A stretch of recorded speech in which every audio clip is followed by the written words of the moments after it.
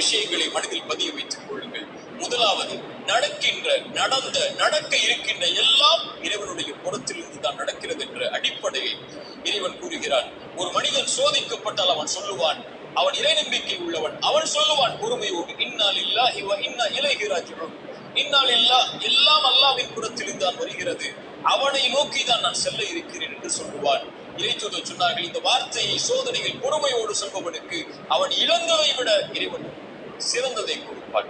அவன் நம்புகிறான், இறைவன் புறத்திலிருந்து தான் நடந்தது இந்த கடந்த காலத்தில், இறைவன் இதை மாற்றுவான், அவன் எதிர்காலத்தை எனக்கு கொடுத்திருக்கிறான், அதை நோக்கி நான் நகர வேண்டும் என்ற அடிப்படையை புரிந்தவனாக அவன் இந்த உலக வாழ்வில் வாழ்வான்.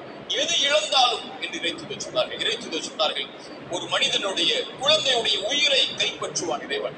கைப்பற்றக்கூடிய மலக்கிடத்திலே, அது வானவரிடத்திலே கேட்பான், இந்த அடியானுடைய குழந்தையின் உயிரை கைப்பற்றும் போது அவன் என்ன சொன்னான்? அவன் நேசித்த அந்த குழந்தையுடைய உயிரை கைப்பற்றும் போது அந்த இறையடியான் என்ன சொன்னான்? யா அல்லாஹ், என் இறைவா, இவன் புகழ்ந்தான் உன்னை, உன்னிடத்திலே திரும்பி வந்து விட்டான், இன்னா லில்லாஹி வ இன்னா இலைஹி ராஜிஊன், யா அல்லாஹ், உன்னை சார்ந்தவன் நான், உன்னிடத்திலே திரும்பி வருகிறேன் என்று அந்த வார்த்தையை மொழிந்தான்.